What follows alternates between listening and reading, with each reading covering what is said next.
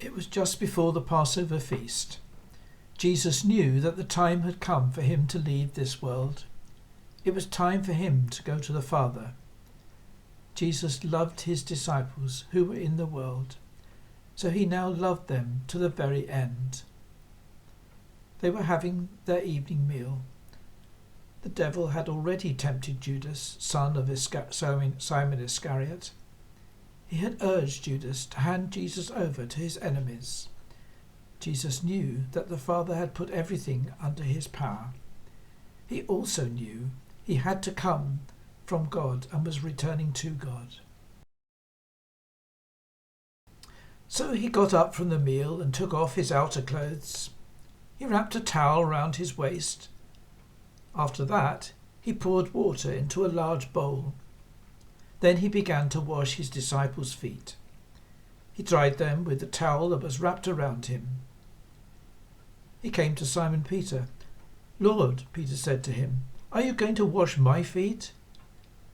Jesus replied, "You don't realize now what I am doing, but later you will understand."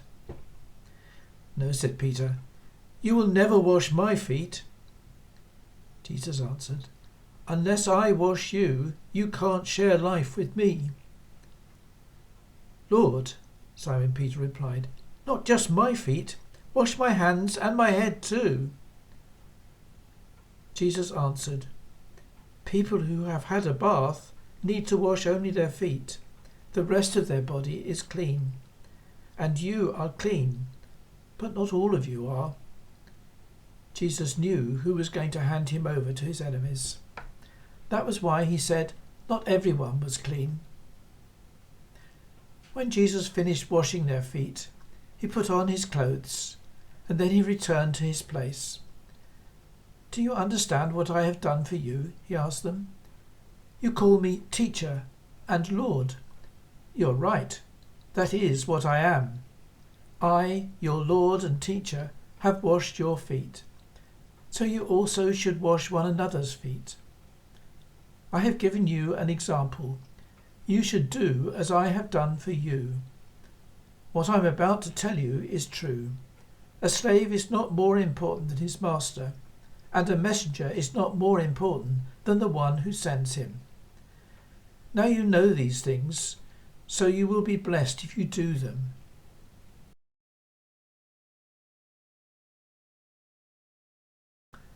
After Judas was gone, Jesus spoke. He said, "Now the Son of Man receives glory, and he brings glory to God. If the Son brings glory to God, God himself will bring glory to the Son. God will do it at once. My children, I will be with you only a little longer. You will look for me, just as I told the Jews, so I am telling you now. You can't come where I am going. I give you a new command. Love one another. You must love one another just as I have loved you. If you love one another, everyone will know that you are my disciples."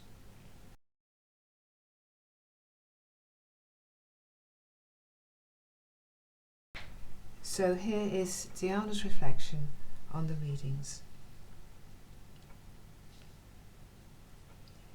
Today we remember the last meal that Jesus celebrated in the upper room. We cannot eat together in one room, but we can meet together as friends of Jesus online. In John's Gospel, the earthly ministry of Jesus is framed between two festive meals: the wedding at Cana and the Last Supper.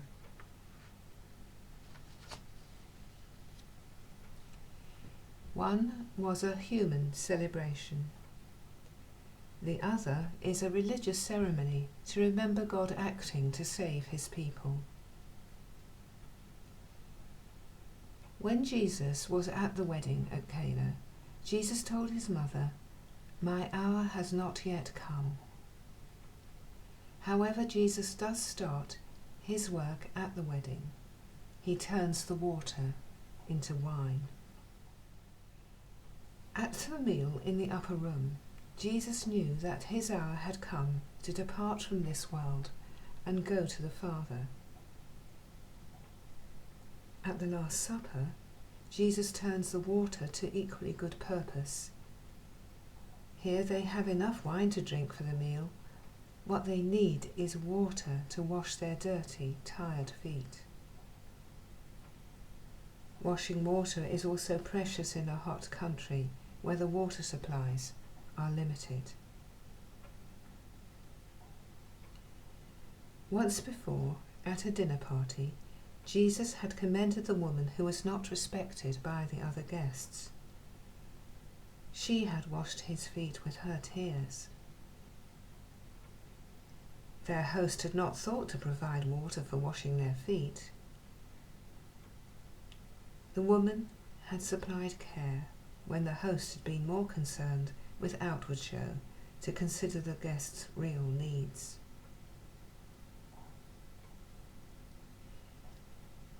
In a society where most people walked to wherever they had to go, feet were valuable. If you travelled from one town to another, you walked. If you went to Jerusalem to the Passover festival, you walked over stony, hilly tracks. Your feet became hardened to the rough pebbles and sharp leaves of the plants growing on the ground. If it was raining in the winter months, your feet became muddy. Either barefoot or in open sandals in the heat of the summer, your feet became ingrained with dust. Sometimes you couldn't avoid stepping where animals had grazed or beasts of burden had shared the road. Sometimes there was rubbish from human homes littering the streets in Jerusalem. To look after your feet, you had to wash them. To remove the grime to see where there might be cuts or blisters. This evening, Jesus was being the carer. He was tending the feet of the company around him.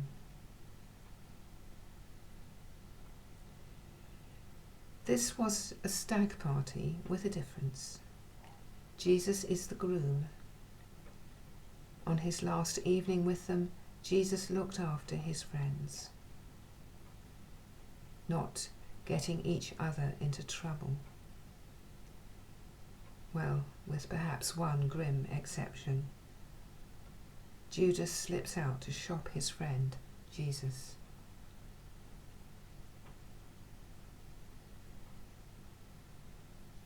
The Last Supper goes down in history in 1 Corinthians 11:23 as the night when Jesus was betrayed. There is a sharp contrast between the warmth and tenderness of the friendship inside the room and the darkness outside. The darkness haunting Judas, who slinks through the streets to the temple, where he receives money in exchange for information about where the temple guards can arrest Jesus in a few hours. In a secluded place where no one will see, and no citizen will be able to put up any resistance. The arrest of Jesus still lies ahead. Let us stay for a short time longer with the scene inside the upper room first.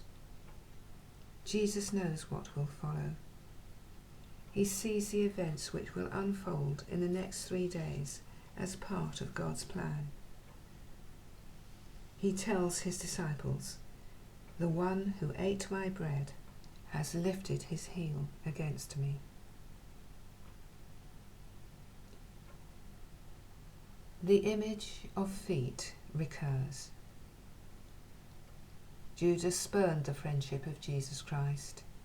He lifted his heel against him. The very foot that Jesus had washed, fresh and clean, was lifted against Jesus. Receiving the care of Christ, being a part of the circle of those who follow Jesus, is only a beginning. Let's take it further. not all the people who meet Jesus allow him to fully enter their lives. We look to God to save us in a time of national crisis. As well as scrupulously observing social distancing and other guidelines, let's not turn back now from trusting Jesus Christ, not only with our feet, but with our whole body and soul. Amen.